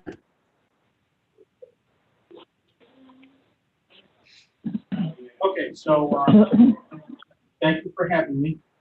It's always nice to present twice. So the governor had made a decision back in September. So first slide, that's back on September 7th, the governor signed into law this new public employer health emergency plan. I had spoken with Don and his team and the administrative team, the emergency plan team, to determine what the governor had basically said is, should we shut down in a similar fashion to what happened last March? Who are the essential workers that must come into work? So the purpose of this was to prepare a plan for the continuation of the services. And we were to determine essential versus non-essential workers. Next slide, just please. So the first thing that I want to make sure that I reiterate is that essential doesn't have a value. I don't want people thinking that by essential, we mean these people are important and are necessary versus people who are non-essential and not important or not necessary. So what we've done is essentially replace the word in our heads essential with in-person. Who has to be here to do the work? And there are a limited few who are actually essential. So again, if the governor were to shut the state down, which we all believe is likely not to happen, but if he did, who are the essential workers? And I just show you as a means of saying essential is not important. Those two aren't equal. Teachers under this plan are deemed non-essential, which means they do not have to come in. It doesn't mean that the work they do is not important. It is very important. As a matter of fact, they have the biggest group of individuals who will be doing work from home virtually, and And if anything, we've shown that we have that capability at this point. Just next slide. So this plan, what it is, the governor has required that districts put together a plan and notify unit heads by February 1st of 2021. We had met as a team, we put together things, and I sent an email to all unit heads for their review on January 29th. So to this point, I've had further discussions with them and made some changes as per the needs of the district and who is essential and who is non-essential. So they continue to have that conversation with me. I am discussing this with the board tonight because we do have to post this for 30 days for the public to review. And then the board, by April 1st, must approve this plan. So I planned with all the board members, but not me, Jesse, I think you did, correct? So Jesse has sent the plan to you. I will be asking that it be placed on the website tomorrow for the public to review. And then the board will approve, hopefully, the plan on the March 23rd, 2021 meeting so that we are in compliance with the governor's request. That's the final slide. Thank you. So again, the governor signed this into law on September 7th this past year. This is to prepare a plan for continuation of services based on events that occurred last March. And it was a determination of the essential versus non-essential workers. And as I said, a copy of this plan will be placed on the website for all public, whoever wants to view the plan. And if they have questions, they can certainly email me directly, or I will send them all to Don Flynn's office. Any questions? Does Don or Adam want to speak? Not putting you on the spot, because you have anything there. Thank you, guys. Thank you. Lee, Mylan, do you have anything you want to add? Or ask? No, but I think at the next, when Bridget starts formulating her numbers, I just want the public to know what the cost is going to be and how this will impact taxes. I'm sorry, Mylan, the cost to this emergency plan? No, just I'm sorry, going back to the other plan, just what the cost is going to be to the district and how to impact the our financial plan going forward.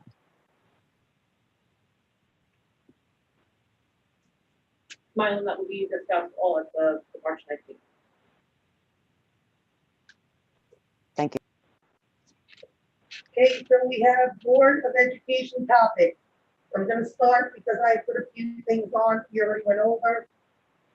I was asking the superintendent if we could look into returning special ed, returning to small classes. I've brought this up numerous times. I think that they're the kids that are struggling the most. In reality, they're falling behind. So we could look into the special ed, small class sizes, and really get a handle on what can we do, what can we maybe see by March 9th, what we can come up with. Okay? The other thing was I wanted to make sure we have no hungry kids.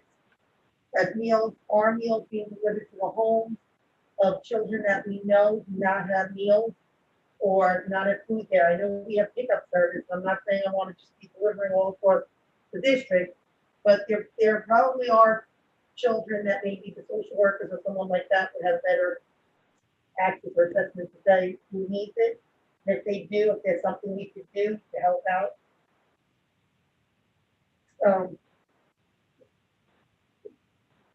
So I know during the cruise that we're looking at it, we did a bunch of deliveries. Mr. Flynn actually volunteered for some deliveries during when we were really using those, and there were some parents who called us to say that they had no way to come and pick up anything. So if there are extenuating circumstances and parents really can't come and get the food on their virtual day, we can certainly take it. Thank you, Don, and thank you to your security team. I appreciate that. Let's very, very nice, honestly. So thank you to the food service as well. That's very, very nice. And I just want to make sure that I have seen a few things about another state where a child had been hungry and the teacher saw it virtually, and that's how it all came about. People had brought it up to me. Are we allowing 8th graders to try out for, I don't know if this is a slippery slope, but are 8th graders allowed to try out for high school sports? The reason I ask is because we're not having a middle school sports, we're not having them yet. So are they allowing it or no, it's strictly for the high school kids? There is a process. It used to be called selection classification. It's not called that anymore. For 8th graders who move up into a JV or varsity team, there's the entire evaluation process on their physical maturity. And that's allowed for at least 2 8th graders and or 7th graders who are going to be players on the team, but they have to be contributing players. They can't just come up and sit on the bench. They have to have a significant amount of play time. That's part of the district policy. If it goes over more than 2 players, then they have to fill me, but there's been no appeals, so I'm not sure if anybody actually does that all the time. And my last is gonna be just to speak about the seniors. Have we come up with any ideas for our seniors to help them with making memories, or have we come up with any? I know that we had students get a quote, but have we had any ideas about maybe doing some kind of prom or banquet or something where we have the kids get tested, even if we had to do something like that, where they got tested with a rapid test and then have it. I mean, we have to come up with something. We can't keep telling these kids, because I'm gonna say it right here. I see the seniors, I hear the seniors, I've spoken to seniors, and my heart breaks every time. I don't wanna see what happened last year. I have my own nephew last year, was in the senior class, and it was very upsetting when I got a text message that said, "Hey, Jackie, do you know if we're gonna have a prom?" And I had to say to him, "There's nothing I can." If we were there was nothing we could do. We tried everything. My limbs fought really hard. We tried everything. I want to see if there's something we can do, especially since there are going to be people vaccinated. There is going to be more immunity. If we said that we had to get kids tested, I think parents who really want to do it would say, "We don't care, whoever we got to go to get this stuff." So I'm just looking at all the different ideas. If there's something we can do, I want them to know we do hear them. All the parents fighting for their kids, and I know it must be heartbreaking, but we're doing everything we can to see. Other districts did it, and I spoke to Dr. Adams, and she was explaining some districts just have bigger classrooms, some districts have different options that we didn't have yet, but it's actively being looked into. Okay, I don't really love the idea, I'm not going to lie, about saying that the seniors are more important than the 9th graders or 10th graders. I personally wouldn't be for saying keep them home and let them go. I did say something about maybe doing a hybrid where you had 9th graders coming in and 10th graders and let them go, but then when I was home, you can't do it because the teachers, like the way the teaching staff is going to work out. So we have talked about things, but we're trying everything. We really are. It's not that we haven't listened the same way. We're trying to get special ed back as well. It's all moving parts. So Linda, Can I add something? Oh, go ahead. Yeah. I just wanted to know, are you talking or should I wait? What? Go ahead. My concern is I've been asking for months, not a week, not last meeting, for months. Because what I've noticed, parents were writing nice letters about their complaints, their concerns, and the emotional part and the kids' part. And then they started writing notes. And then I saw frustration in just the writings that were going on. And I've been asking, what are we doing or what was planned for how to deal with the emotions of the parents and the children? And I'm not getting any answers. And then let me ask the next question. there was an incident, a horrible incident at one of the elementary schools. I want to know what was the district's plan and how did they handle the children and staff of that school? I have two questions. When are we going to get a report? What have we been doing to help parents and kids? And what did you do at that elementary school? That's my concerns right now. And I'm not getting any answers for months. So there's always an emergency team when there is a tragedy that happens in the district. And we certainly had tragedies happen in the district over break. That building has rallied around that family for the years that the child was built. And there is an emergency team at every single building who puts together a plan when some tragedy occurs. That's something that's I thought we had a plan. I did think we had a plan, but the way I saw our message come through, it was like the district wasn't doing anything. So I needed to ask that question.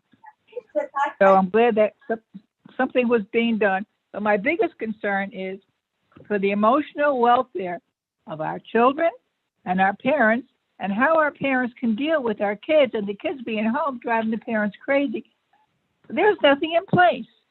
Because if there was something in place, we would have been told about it by now. So I had asked for a plan, and nothing has come forward yet.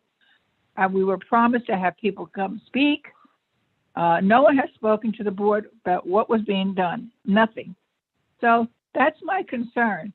I'm glad the elementary school was handled the way I thought it should have been handled. Because I knew there was rules in place, but I'm not happy about the other part because we keep talking about it. You know, talk is cheap. The emotional welfare. I've heard it all year.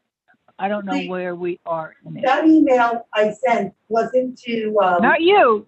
No, I understand, but I'm just saying to you so you understand. The email I sent was more to just ask administration to make sure that any family that has any kind of, traumatic or tragedy, we make sure we rally around it and we send off. Well, I knew there was a plan, but the way you wrote the message, it sounded like maybe there wasn't. So I was just trying to verify that there was. You might have misunderstood.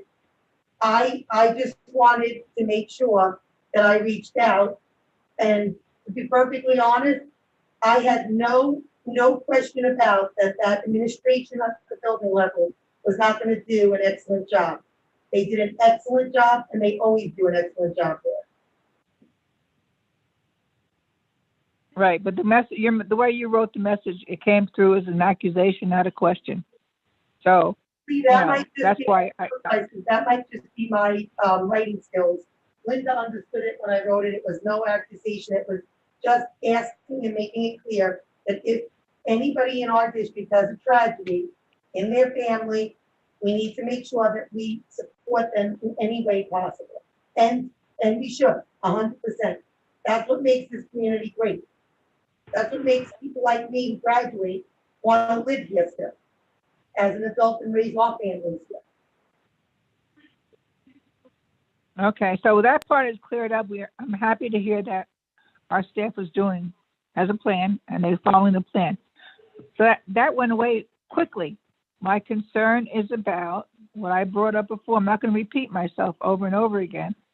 There is no one came to us yet. After months of asking politely, I'm not going to be polite tonight about it.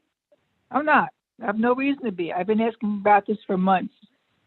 Months, not a week, not last month, not the month before, for months. We have problems in this district like any other district. We don't talk about the drug problem we have right now. We're ignoring everything. We're dealing with COVID and everything else is being ignored. And I don't think it's funny anymore, and I think everyone should be concerned. This is a priority. And you keep saying the word emotional welfare, but you're not hearing a plan and you're not seeing a plan.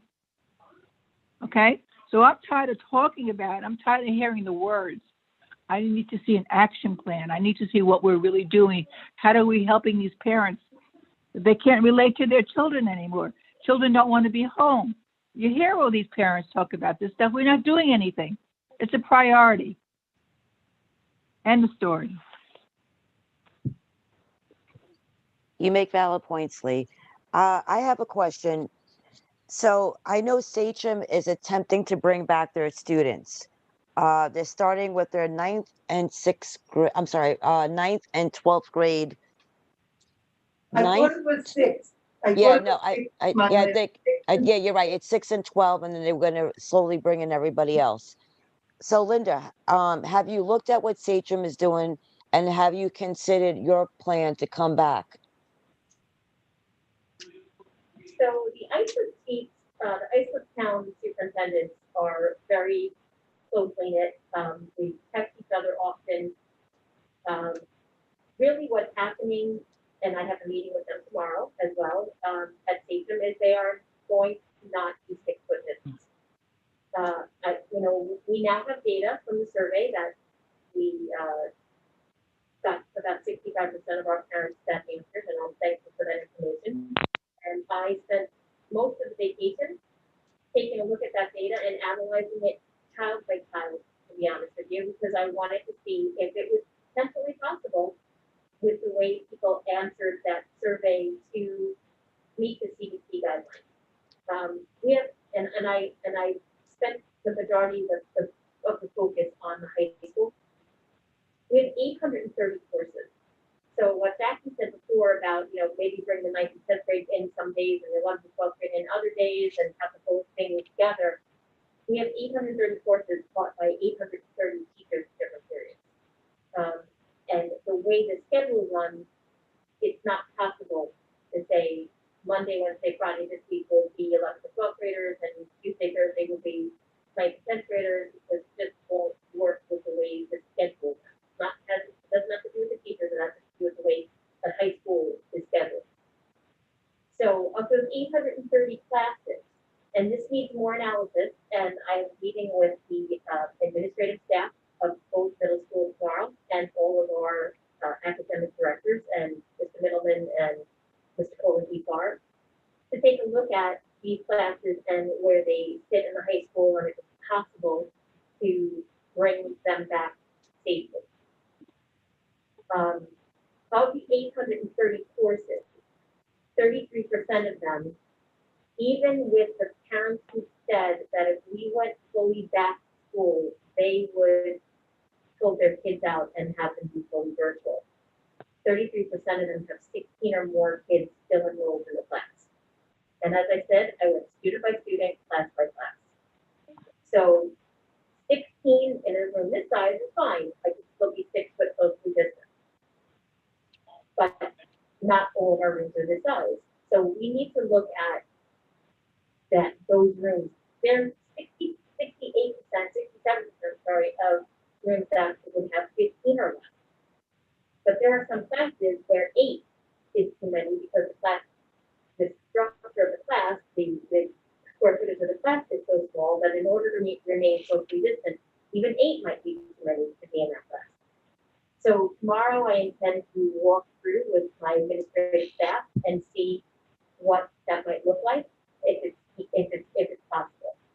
We're going to focus first on special education and English science learners because we know that they're hurting the most and not being in school every day, and then move to the different grade levels after that. Pulling the senior classes that are mostly seniors, like AP composition, English 12 honors, English 12, and doing that same for just the seniors, 39% of the classes are over 16 enrolled, even when parents, even looking at the parents who said if they went fully back, they would take their kids out virtually. So 61% of the classes are 15 and under, and 39% of the classes are over 16. Again, need more analysis because the classrooms would be small enough that 12 might be too many to be 6 foot.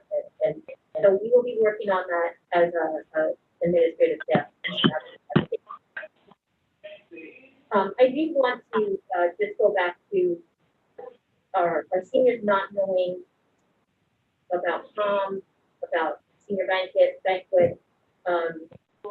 they have a prom date and a prom location. At this point, unfortunately, we have to still go with the laws of the executive orders that Governor Cuomo laid on. So they have a senior prom. It's at the Crest Hollow, and it's on June 23rd. That's scheduled. That was scheduled through the senior class advisors. That was probably scheduled way back when they were juniors. I'm not really sure exactly when that was, the deposit was put down on that, but it was certainly not within the last few months. So it's June 23rd at the Crest Hollow. At this point, I think the mandate is 150 maximum, and everyone needs to be tested. If that's the way it's going to be, we may have to go with that. And that may not make everybody happy, but we're not allowed to break the law or break the executive order. And that's one date and location. They also have a date and a location for the banquet. So the senior banquet is scheduled for May 26th at Flower Field. Same issue though. Right now, it's 150 max, and everyone needs to be tested in order to go. I know that this may be a surprise, but Ms. Moran and I spoke about this actually before break, and he would like to do an entire outside paintball event, the day off from school, or school day, go out. They're trying to iron out the details sometime at the end of April. I know it doesn't make up for not being able to go away for Rocking Horse Ranch, but we thought that this would be something that would be unique and special to them. And I know he was going to give more details out, and I'm kind of going on the spot at this point. So, and he got to do all that. So he knows that's what it's like. So I just wanted you to know that these are there. So, you're hearing from other places that they have these events, that they're under the same strictures that we are. But we have the event set too, and we'll see what the executive orders are at that point and how we can move forward with something that celebrates our graduation set on the calendar. What do you think? Oh, well, we had. I'm gonna say it as like somebody who was there as an aunt in September. It was really done very nicely between administration and between security. It was done. I thought it was so nice compared to what I thought was gonna happen. And I'm just saying, not to say that that's how you wanna have graduation, but if it's a last resort, it was nice. They crossed the stage. They got to take pictures with their families. They got to get professional pictures. It was very nice.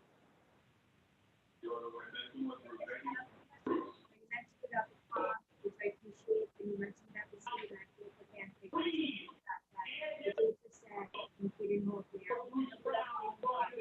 right now, 250 people with testing, which will eliminate 6-foot social distancing at that time as well. Correct?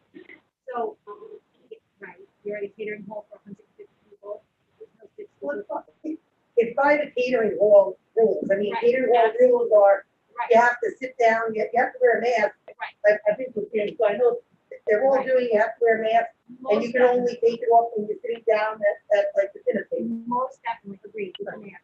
Question is, are there creative alternatives, for example, conversation about maybe having, because the senior class has been no money spent this year, or even last year when we were juniors, maybe having 3 proms. We might have one, you may have parents who will be more than happy to put money out for that.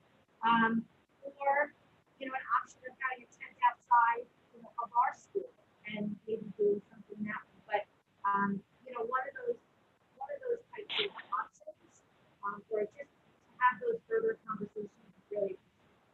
I think those conversations should really be happening with seniors and the senior class advisors.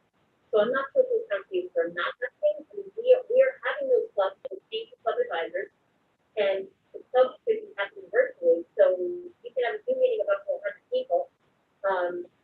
Actually, we have a Zoom account, so we can have a Zoom account with basically an infinite number of people. So if we need to arrange something to have your senior class advisors reach out to your senior class officers, those are the conversations that really would be helpful. And I think your seniors would have great ideas, maybe even better than us. Agree now. We're getting the Google Forms, but I think that they need to get the Google Forms. That's great. having that option. Maybe they're probably not gonna be able to bring dates. Right, So I don't know if they're all gonna really want to go to that option. right. We need to be creative, we need to come together. They might not want to go to the Crest Hollow. My daughter said she would go to the field and have a better time. We need to be creative. We need to get that positivity going because there's a lot of negative. Let's do something really great for them. But we want to be involved. I feel very left out. I don't know. Right. But I'm usually more involved. I usually know what's going on. I have no idea what's going on. Right, and I think it really needs to come, the seniors should be taking control of some of this with their senior president. You know, the fact that you guys didn't know that the date existed, I'm not sure what how that has happened. Okay. You know, We don't know. okay, But like our children, like we have diverse children too, but my daughter was very involved in school until 8 o'clock at night, and then she would go to dance. Now she has more, freedom, I guess, but she was very involved with other clubs, big line, everything, so she was busy every day. She never joined student government, so I don't really actually know any kids in student government who know this information. But, yeah, it wouldn't be student government. she It's a might senior not want plan. to do the It's a senior Crest plan. Yeah, And so, right. yeah, it wouldn't be a student government thing, generally this would be for the senior class. So And I that's don't all think seniors. so I don't think she is involved with that because she has so many other activities. Okay. But, maybe if this was on the Google Classroom, and I have people text me right now, please find out this, because so many people don't know this. Right. We were at the salon the other day and people were trying to make reservations and she's like, Mom, everyone else they're getting their hair done, everything else, and we don't know what's going Right, on. so what I'm gonna do is I'm gonna ask Mr. Moran to put something in the 12th grade Google Classroom and give this information, give the emails of the senior class advisors, because really, where taxpayers are paying to have these all these class advisors do their work, they need to do the work. And they need to get the seniors together to have these conversations, even And if the they're all option. virtually together. Because some of the girls might not want to go if they can't bring their date, Right. and some of the people have known these other people for years. They might want to, and you might want to just keep it to the Connect Club, also being that everyone has to be tested. But 150 is very limiting, so who knows if they're really going to want to do that. My daughter wants to do her friends, all of her friends. She wants to see these people that she has only seen every other day. So I could see her speaking out of turn, but No, but and maybe the senior banquet, maybe we do the senior banquet for 150 and then something slated for 150 and then the top 150 and that way 400 kids can celebrate and have fun. And that, but that should be the question. That should be the senior and that should be the question. let's be creative. She might just want to do it in somebody's big backyard, you know what I mean? Right. And we have a lot of the parents have with my house. Yeah, I don't want to get in trouble, but I do have a big yard. We have a big field. I mean, we have to be creative here. We have a lot of parents that want to pitch in. Like I said, I'll take off a week of work and put it all together. I'm going to tell you superintendent. I know, right? Okay, I think we're gonna just, Lee and Mylin, do you have anything else you wanna ask or say? The last question. No, I'm good. The last question I just want to confirm is that Sachem is not following the 6 feet. Is that how they're getting their kids back? That is correct.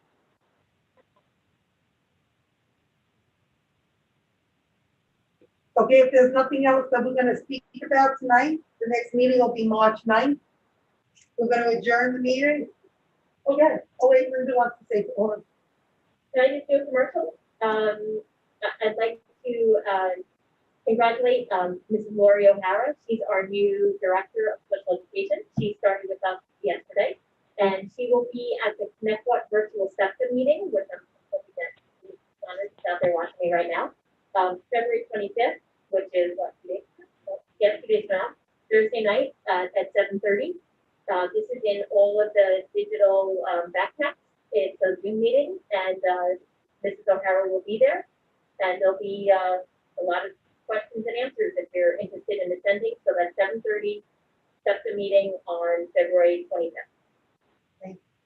Thank you, Linda. I have one question. Go ahead, Lee.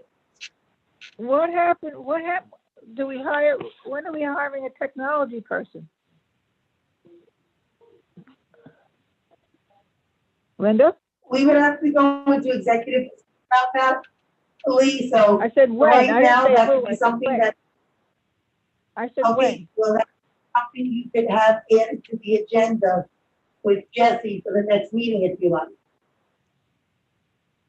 So there's no when?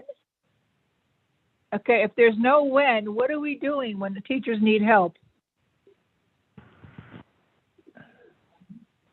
Linda? The board members can certainly go back into exec, the second exec, after this public meeting, if you'd like to quickly discuss it. Okay, this is not an executive session question. It's about technology. Right. Who is training people that are having problems? Do we have someone in place that's doing it? And if they're interim, is there someone helping teachers? So currently, the staff is reduced.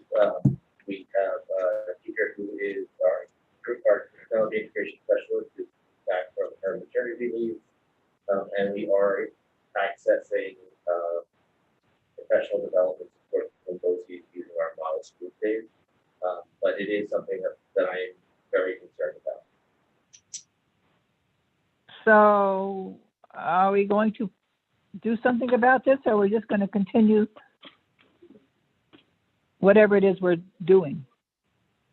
You know, I mean, this is about educating students, not playing games. So the board, I'm not. like, you can go back and exec for 5 minutes just to discuss staffing. We have to hire somebody, you know that. I don't disagree with that. Enough of this nonsense. I agree with you, Lee, but unfortunately, right now, we're only 3 people. I would prefer, I know, but I would prefer to have the whole board. I would prefer to put it on You for only the need- next meeting. I think we should put it There's on only- for the next meeting. I made a note. There's only 3 people You now. want, Lee, There's that only works 3 for of, you in 2 weeks. is there only 3 of us on right now? Yes, Lee? It makes, all we need is 3. we All have you Mark. need is 3. And Mark's here too. 4. Huh? Mark's still. We have 4 board members. Let's make a decision and move forward. This is not about us. It's about what's the best interest in the district for children. So let's just move forward and not be political and do Lee. what's right. Lee, What? we have half the amount of students in school at this time right now, and you always want to hire people. I don't know why you're making a This has big deal. nothing to do with hiring people. Okay, well, this has to do with hiring. half the amount It of has to people do in with- school. We have more teachers. We've hired. I'll tell you Payroll guys is what, No, Our payroll is higher. I think we should discuss this in executive. I think we should discuss this in executive when you guys can all be here in person with me. Because you guys are going in and out, terrible reception tonight.